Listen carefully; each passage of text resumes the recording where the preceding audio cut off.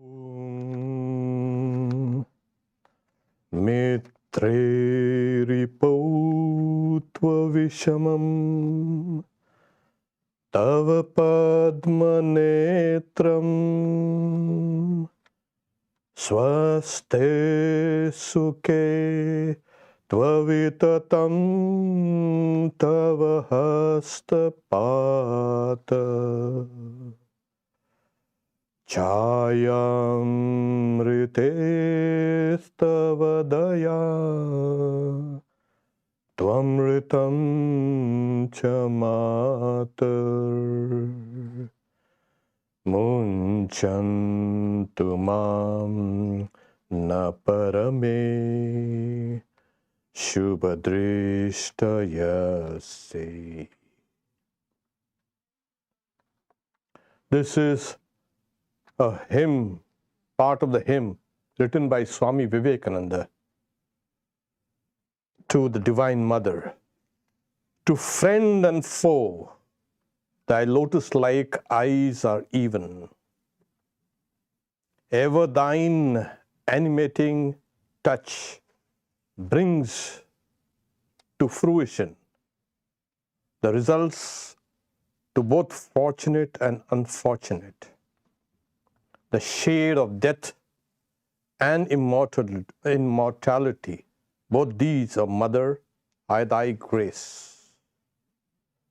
O Mother Supreme, O may thy gracious face never be turned away from me, thy child. The self and the shadow, and the thumbnail depicts that wonderfully.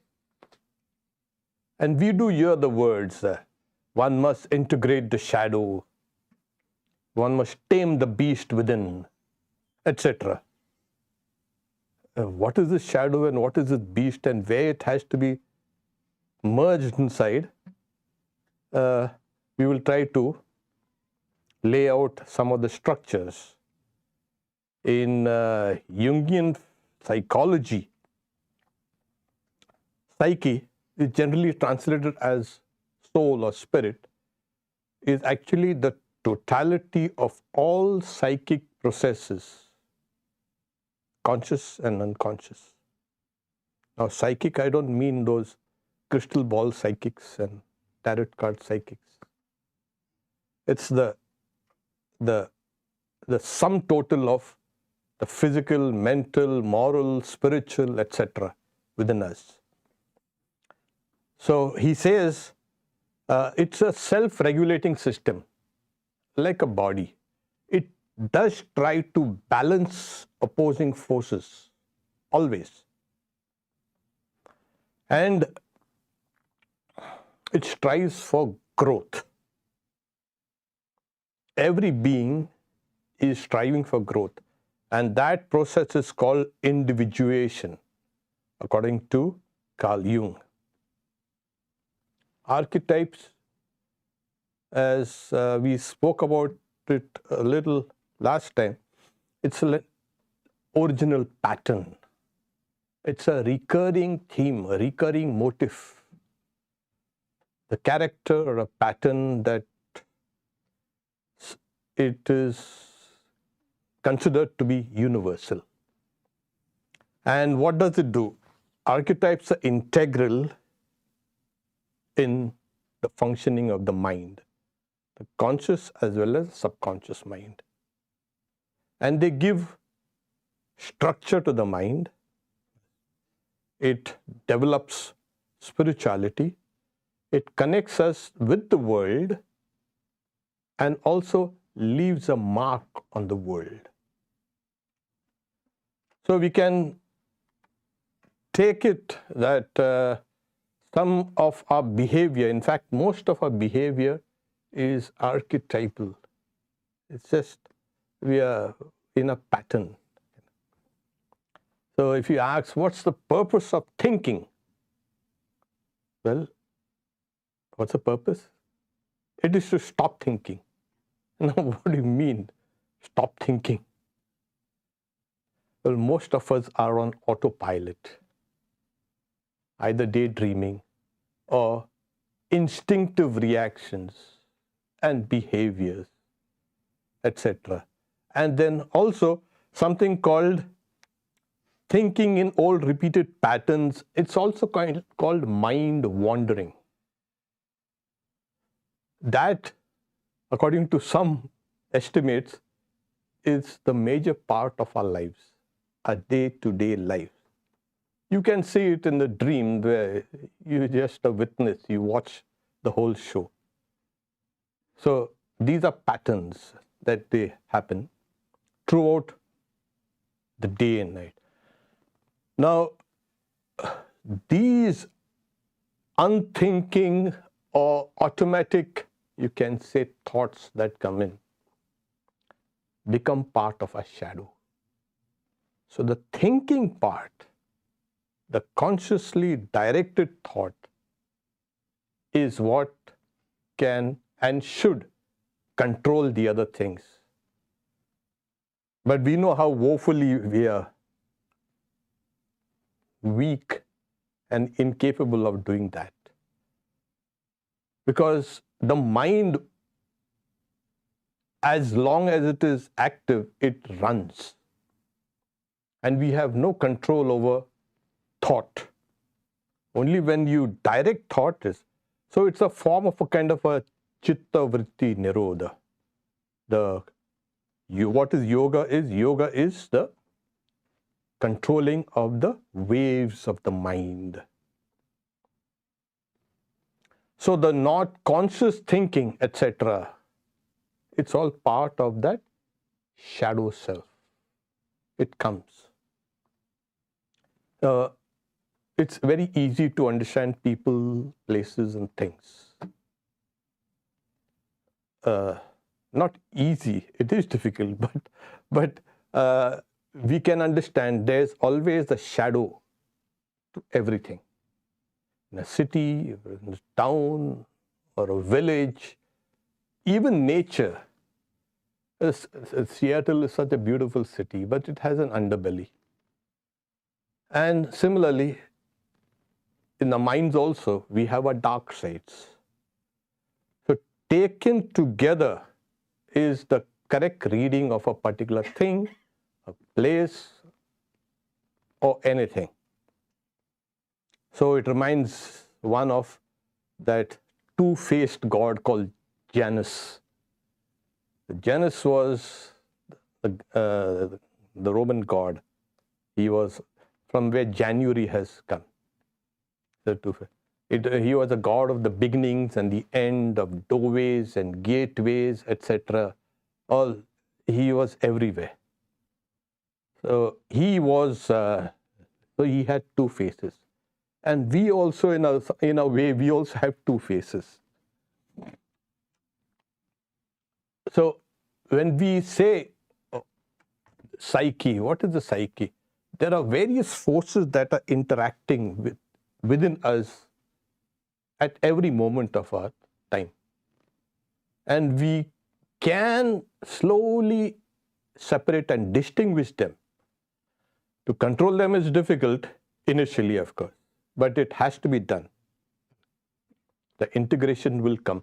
What does the integration do? It will release all the powers that within. It will lead us to a kind of a wholeness. It will lead us to fulfillment. And this is a process of life when we integrate some of the parts of our own being which we ourselves don't like. And some of the things that we have picked up over the years and which we think is reprehensible. So we have pushed it down under the carpet. So there are four primary structures here. One is the self and the shadow. And we can see that, as I say, the thumbnail captures that. We have the self. Everything in this world has a shadow. I mean, look at this.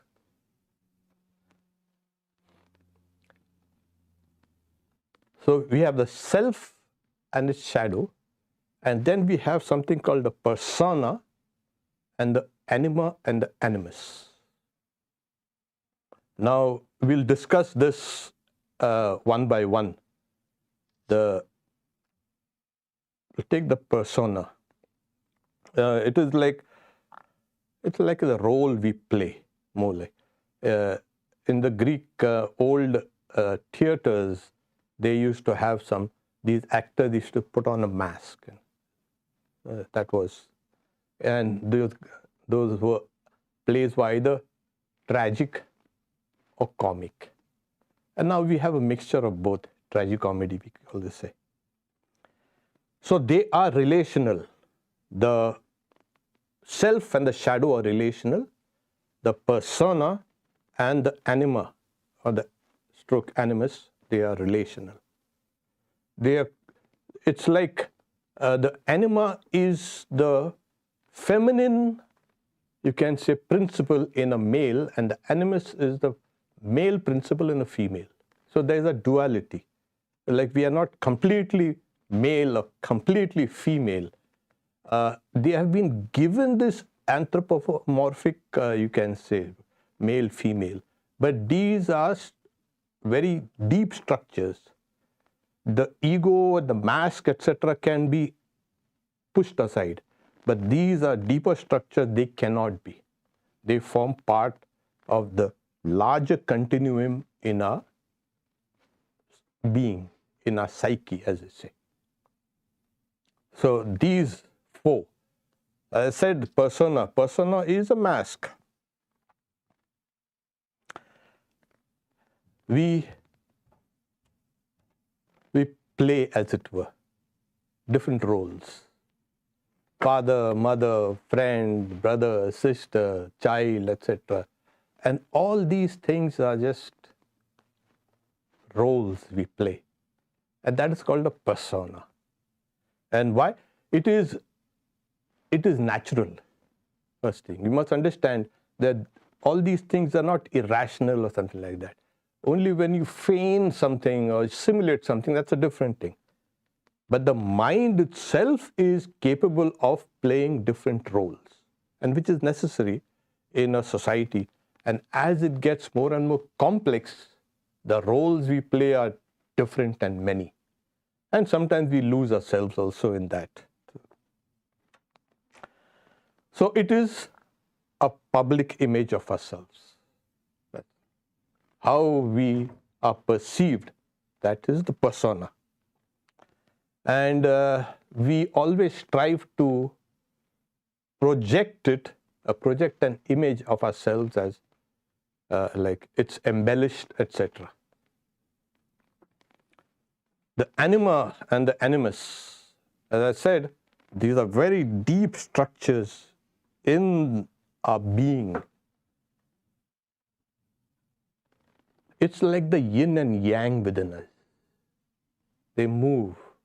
They're like, it's dynamic. It does not remain static. So this anima and this animus,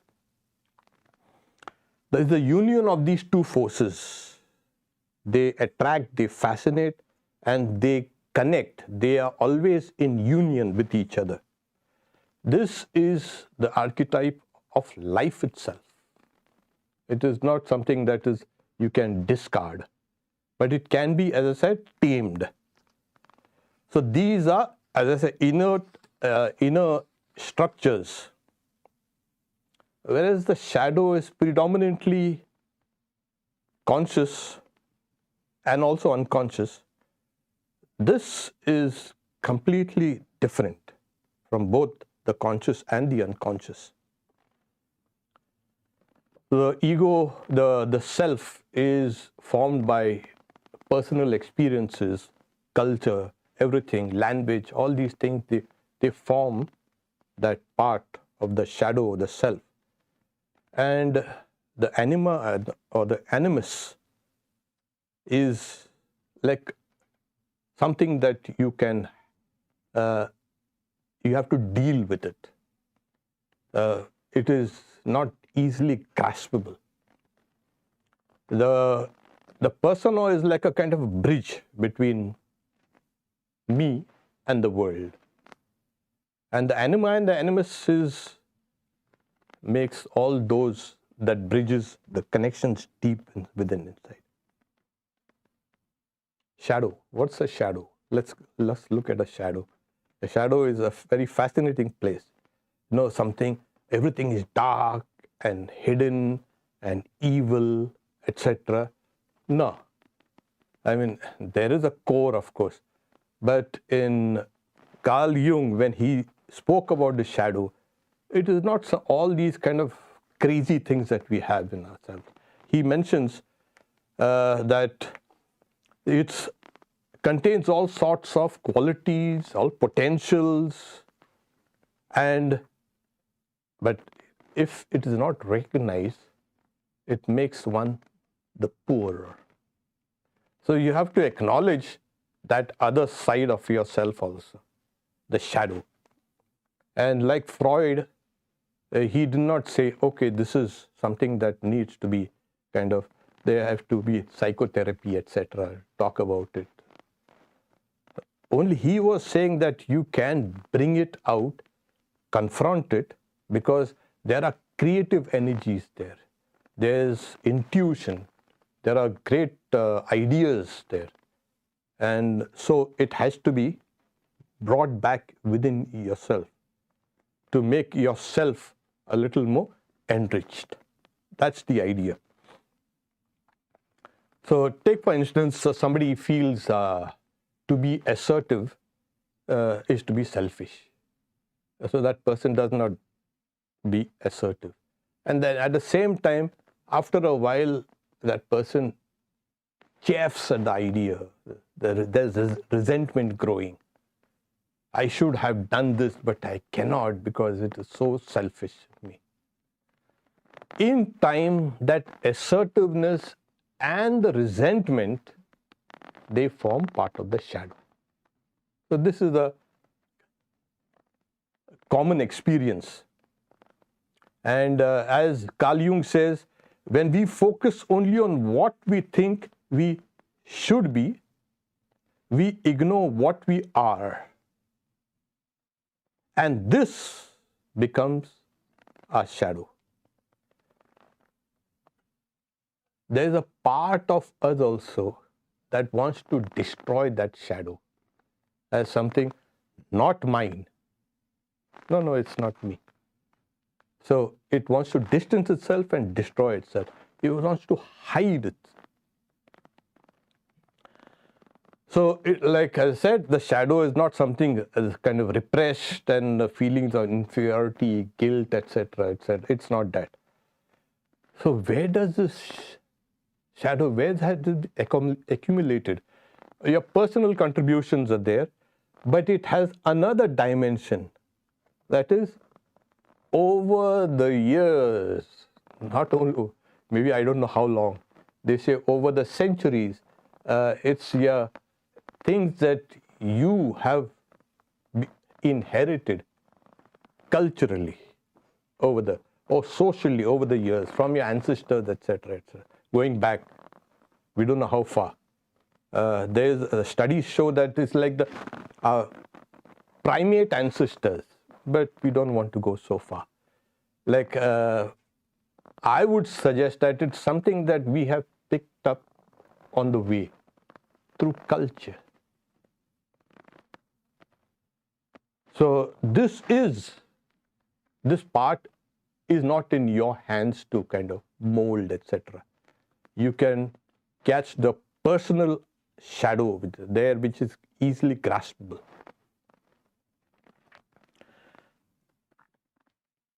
So it depends now. It has again another two levels, the shadow. The top part is, like I said, your personal shadow of things. And the bottom part of it is that we have picked up culturally we have inherited. Why is that? Because part of your shadow is personal and part of your shadow is collective. And this is what the psychology says, that we are part of the collective unconscious. Yes, it's a very fascinating. And the core, the middle part is that idea that I would like to do something, but I don't want to do. There's the tendency in many of us that given a chance, we could do evil. When we look at others and say, oh, that's so evil, but put ourselves in that circumstances, we'll do exactly what we criticized. So thank God we are not put on those circumstances. So there is that power of destruction there in the shadow also. And so assimilating the shadow is going towards, as I say, individuation or self-fulfillment or satisfaction, a fuller, richer life. How is this shadow understood? How do you know? It's not something tangible, you see. But yeah, we project it outside of us. All through. Keep on projecting it on people, again, places, on things, etc. And we react to it, either positively or negatively. So I criticize something and then vehemently. But it could be that that particular thing has, I've got that weakness for that. So I have to be careful. So I don't project it and say, oh, I'm fine, that thing or that person or that place is bad. So with this, you can understand what your archetypes are. So from infancy, etc., to adulthood, etc., we pick up all these things all through our lives. And these are the acceptable ones become part of ourselves. The not acceptable, etc., become part of that unconscious, which then again comes out in dreams, etc. So the dream side also to that shadow. Now, what is the self? Now, we have seen the three one, the persona, the anima, and the animus, the shadow, the self. The self is what we feel about ourselves. And what do we feel? Actually, we cannot conceptualize our own self. That's the greatest, you can say, difficulty you find in life. We just can't conceptualize what we are. So, like we talked about ego. Everybody knows what's an ego, but in the Freudian way of looking at the ego is, that's the central, the axis on which you spin your story of life. That is the central one. Not for Carl Jung. The ego was only a part of the self, an externalized part of the self. Yes, and this has to be mentioned because he broke away from Freud for that very reason. Because Freud put all the crazy stuff on the ego and blamed it, etc. But not he. But Freud also brought in something called a superego, etc. For Carl Jung, he said, no, ego is only a kind of a central command station. It interacts with the world outside and the world inside, and it harmonizes our memories and thoughts and feelings, etc. So that's the work of the ego. So to make it very clear that the ego is not the totality of yourself. It's much deeper inside, and we have to get inside. The ego gives us, as I said, the sense of identity. How the person relates to the external world,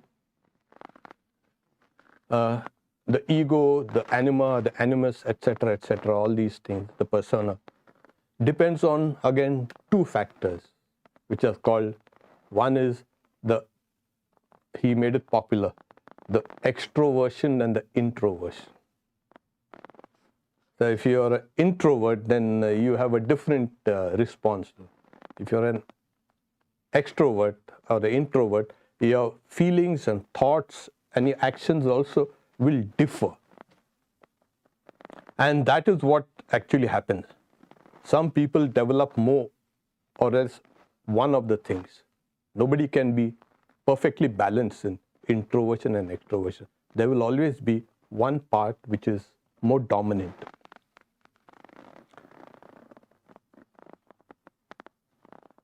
The self, the part of the self which is called ego, is very selective also. It selects certain things. Yeah, out of a plethora of things, we zero in only on certain things.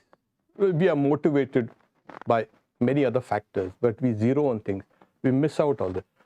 Some of those things which are ignored then becomes subconscious.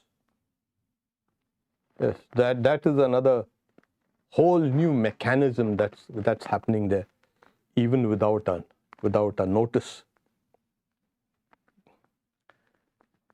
Some time back, somebody had come and they were saying, well, we were sitting down for a meeting, and it was a very stressful meeting, and everybody had a pad in front of them and they were scribbling. So, all crazy things, just scribbling. Just unconscious scribblings. They are engaged with the people around us, but their hands are scribbling something. And we have done that, we know it. You give us a pad or you give us a pencil and then we start scribbling. But here, Carl Jung had a, can say, insight into these things. That this scribbling may be some random, you can say, scribbles there. But it was speaking of something deeper. So what he says is, these are mandalas. And he had gone to India, he studied a lot, and he met many Buddhists and Hindus, holy men, saints, and this and that. So he got the idea of a mandala, and it was he that popularized this concept in the West. Yes, otherwise it was just something, oh, that's a kind of a universal pattern that's everywhere. So he says that this is the central archetype in all beings. Now you wanted to know all these different forces and different parts of your psyche, the persona, the anima, the animus, and etc., the shadow, etc., they can be conceptualized now as a mandala. Yes. So he says these are psychological maps, the maps of our minds, both of the conscious and the unconscious, predominantly the unconscious. In yoga, what we have to do is, we have to sit down and meditate. And then we have to internalize some of those patterns. It's not chaotic. There's a pattern in that chaos also. And if you ever, it's all over the place now. Those lines and triangles and circles, sometimes there are mantras written, and there are deities, and there are different colors. Whether you take it as a Buddhistic tanka or that sand mandala, or you go to a cathedral and you see the circles, or you'll find in Buddhist chakras, etc. Everywhere. Not only that, you'll find the mandalas all over nature.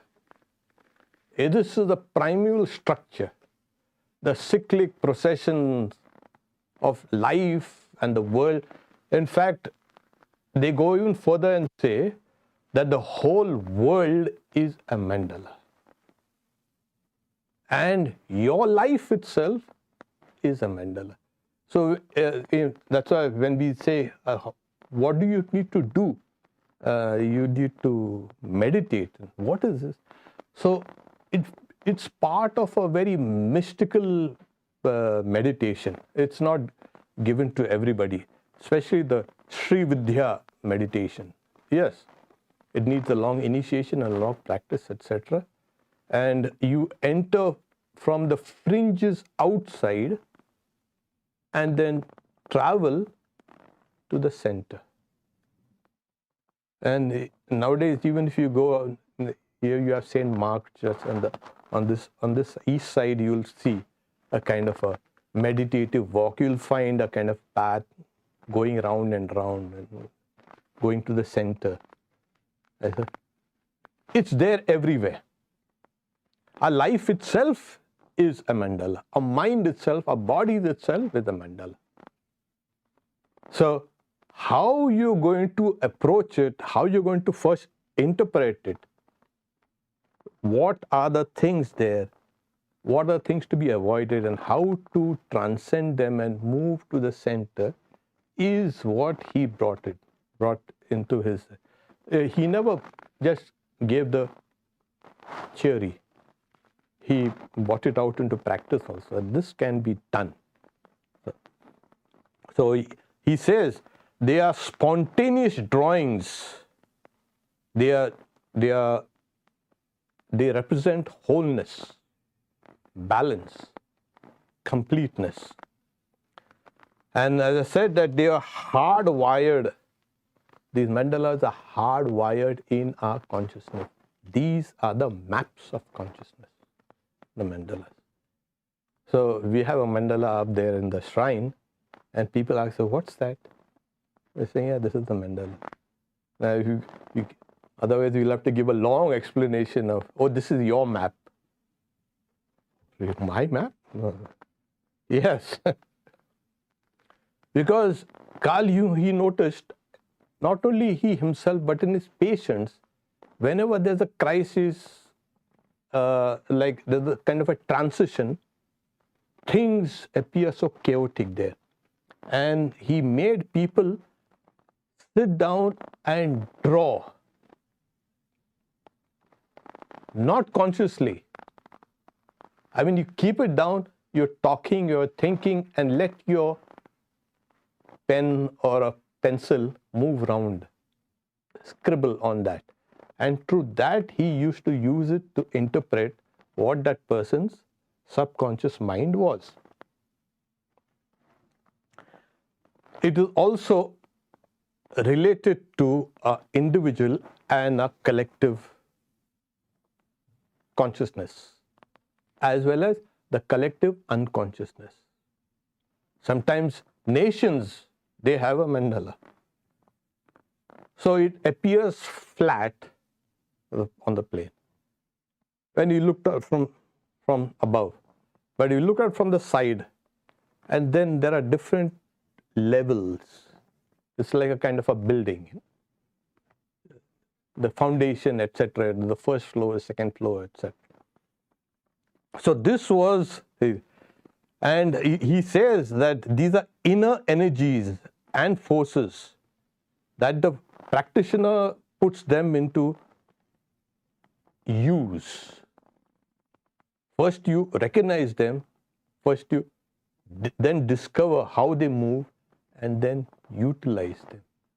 And he was very clear. He's saying, these are the parts of the individuation process, the phenomena of centering the ego in relation to the other psychic aspects of the self. It's a quest. The mandala is now a quest for unity. So how do we integrate this shadow? Yes, again it comes down to it's diagrammatic and it can be used. The diagrams can be used to fuse. But because just therapy or psychotherapy, just talking about it is not going to happen. It will have to be done at a much deeper level because these are the forces at a much deeper level.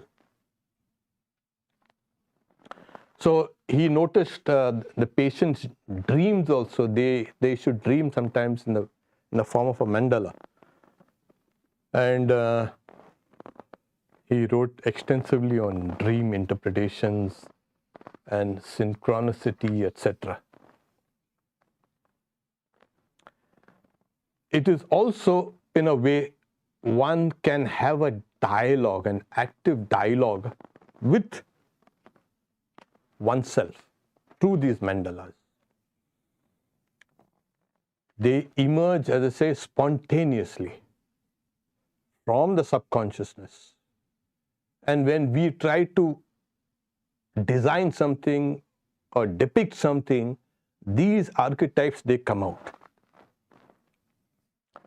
Now, shadow, etc. Sri Ramakrishna, he began his spiritual journey as a priest, in the temple of Dakshineshwar. And even after he had a vision of her, in her individual as well as the cosmic aspects, he used to go to that shrine and he saw very carefully in the evenings in Dakshineshwar, pre-electricity days, and even if there was electricity, he noticed very carefully there was no shadow of the mother's image in the temple. You have lamps all over the place, but there was no shadow. He looked very carefully. There was no shadow. If it's an object, it will have a shadow. And that's why gods do not have shadows. Only when we are embodied, we are human beings and everything else, we have shadows. And that's why there was one time, a long time ago, there was a monk of a different order. It's more than a century ago. So he was an itinerant monk and he saw a little boy running about and also crying. In the children running about, that little child is trying to catch the shadow. And as it's running to catch the shadow is running along with it and it just cannot catch and he's wailing also. So that monk, he watched it for some time and then he's saying, come here. Do you want to catch your shadow? Saying, yes. Okay. Do exactly what I do. Saying, agreed. I say, okay. They had a son at the back. You can see that? Yeah. You want to catch it? Yeah. He goes, he said, no, that's not a way to catch it. And then saying, follow me. And what did the monk do? He held his head like this. And the child is, there you caught your shadow. That is the way to catch your shadow. So you have to go to the self. And if you chase the shadow, you are not going to catch the shadow. In Vedanta also, you always have this talking about the Atman and ignorance, etc. And Atman, and Atman is knowledge, the other is non-knowledge or ignorance, etc. And we find, why is this duality? Vedanta says, yes, somehow this duality is an appearance. What really is there is nothing but unity. And we have been trying to find this unity, but we are always encountering duality. And this has been a problem. So they say, the Vedantins say, that this, the non-knowledge, the dark side, the ignorance, etc., everything has to go. And where? As they give an example. So you look in yourself in the mirror, and as you look in the mirror, okay, there's the reflection of me. And is the reflection real or no? But we give it a reality. And there are some people who will keep on talking to themselves in the mirror. You have seen them, some of these things. It's not real, but we are projecting our reality into that image. We project our reality into the shadow. And we are either frightened of it, or we love it, or whatever. So Vedanta comes and says, you see, don't bother yourself with all this kind of babble. You break the mirror. And as you break the mirror, where does that projected image go? It will go back into you. This is what is called the integrating the shadow within oneself. Like we had started with, one must integrate the shadow, etc. Yeah, it can be done through yoga, the process of yoga, in the idea of meditation on the mandalas. And you can do it through also Vedanta. That finally you break that mirror and the shadow or the image or the duality disappears. And this is what we find, that quest for unity. The anima, the animals, all these are dual structure, the yin and the yang within us. They make us think in dual terms. The shadow and the self, etc., they make us think. Deeper, much deeper down, there is a unity. And until unless we bring all these forces and hold them into our own self, the psyche, that's the time when we will be liberated. And from the Vedantic standpoint, liberation is a different meaning altogether. And in the case of even psychology, there will come that fulfillment. You will be able to know yourself. And this is, as I say, the taming of the beast, and there you will find your true self, your true balance. I'll stop here. No questions. If there are no questions, then we'll make some announcements. Next Sunday, there won't be any talk here because we are having a retreat up there at Tapovan, Arlington. And so it's a 2-day retreat. It's people have signed up. It's full. It's Saturday and Sunday, starting from 10 o'clock to about 5:30.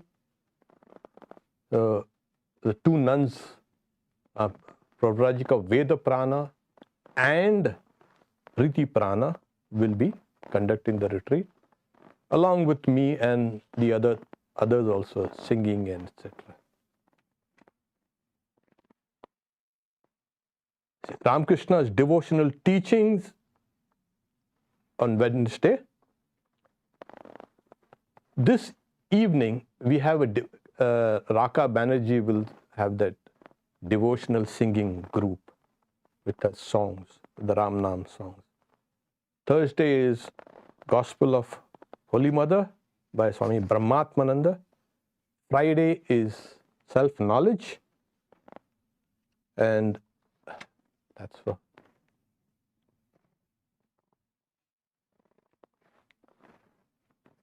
Om Shanti Shanti Shanti Harihi Om Tat Sat Shri Ram Krishna Arpanamastu.